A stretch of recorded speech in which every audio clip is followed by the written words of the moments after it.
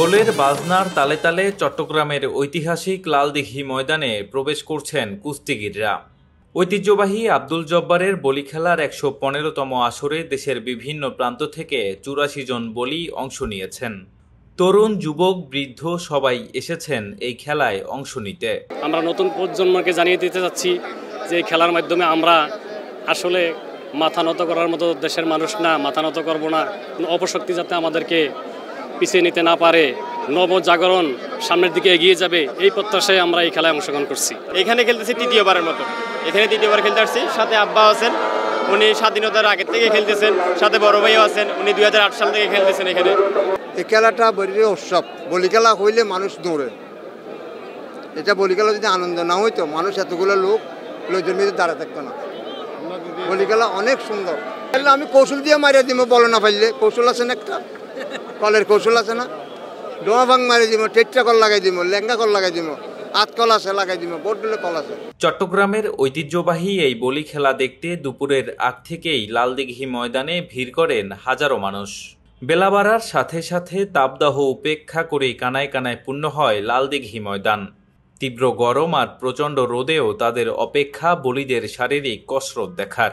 20 বছর দেখি, 20 বছর ভালো খেলা তো আর চারিত্ব না গেলাম,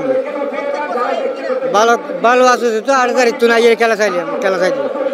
কি করবো, এটা আমাদের উৎসাহ, আমাদের একটা উৎসাহিত আছে। তারপরে এটা আমাদের দেখতে ভালো লাগে। আমাদের চট্টগ্রামের ঐতিহ্য এটা আমরা ধরে রাখতে চাই সবসময়।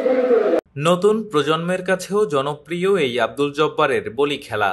কৌশল আর পেশিশক্তির খেলা দেখতে এসেছেন তারাও। এটা প্রত্যেক বছরই আমরা আসি, যতই গরম হোক, যতই রোদ হোক। এই বৈশাখীর মজা হচ্ছে এই বলি খেলা। আমাদের চট্টগ্রামের জন্য এটা অনেক ঐতিহ্যবাহী খেলা। এই খেলা আমরা প্রত্যেক বছর যত রকম ঝড় বৃষ্টি হোক, যত তুফান হোক, আমরা এই খেলা দেখতে আসবো। এই গরম রোদের ভিতরে তারপরে দেখছি, এখনো সুযোগ পাচ্ছি না যে কেমন করে দেখবো, এখনো শুরু হচ্ছে না। এর জন্য অনেকক্ষণ ধরে ধৈর্য ধরে দাঁড়িয়ে আছে এই গরমের ভিতরে, কখন শুরু হবে, কখন দেখবো। আসলে খেলাটা দেখে অনেক আনন্দ লাগে এবং অনেক দূর থেকে অনেকজনে আসে, লোক জনসংখ্যা দেখে অনেক ভালো লাগে। ব্রিটিশ বিরোধী আন্দোলনের অনন্য প্রতীক আব্দুল জব্বারের বলি খেলা ও চট্টগ্রামের বৃহত্তম লোকজ মেলা সার্বজনীন উৎসবে পরিণত হয়েছে বলেও জানান আয়োজকরা। এই ঐতিহ্যের ধারাবাহিকতা রক্ষা করতে চান তারা। ছেলেদেরকে বিভিন্নভাবে ব্রিটিশদের বিরুদ্ধে সংগ্রাম প্রস্তুত করার জন্য সংগঠিত করেছিল। এই বলি খেলার মাধ্যমে যুবক ছেলেদেরকে সংগঠিত করা, তাদেরকে কসরত করা এবং তাদেরকে বিভিন্ন দিক নির্দেশনা দেওয়া যে ব্রিটিশদের বিরুদ্ধে আমরা কিভাবে আন্দোলন সংগঠিত করব, সেই সূত্র ধরে এই বলি খেলা আজকে সম্ভবত 115তম বলি খেলা এটা হচ্ছে। আপনারা দেখছেন এটার ঐতিহ্যটা ব্রিটিশ ভারতের যে এলাকা ছিল, সব এলাকায় এটার জব্বারের বলি খেলার সুনাম রয়েছে। বাংলাদেশের যারা সচেতন যুবক ভাইরা, যারা অবক্ষয় না যাইয়ে তারা এই বলিতে অংশ নিলে তাদের চট্টগ্রাম এবং পুরো বাংলাদেশে এটার একটা সফল পাওয়া যাবে। বলি খেলার ১১৫তম আসরে চ্যাম্পিয়ন হয়েছেন বাঘা শরীফ। দফায় দফায় ১১ মিনিট শ্বাসরুদ্ধকর লড়াইয়ের পর স্বেচ্ছায় হার মানেন মোহাম্মদ রাশেদ বলি। তাদের দুজনের বাড়ি কুমিল্লা জেলায়। তারা দুজনেই গতবার সহ মোট ৪ বারের চ্যাম্পিয়ন শাহজালাল বলির শিষ্য। আর এবারও তৃতীয় হয়েছেন খাগড়াছড়ির সৃজন চাকমা।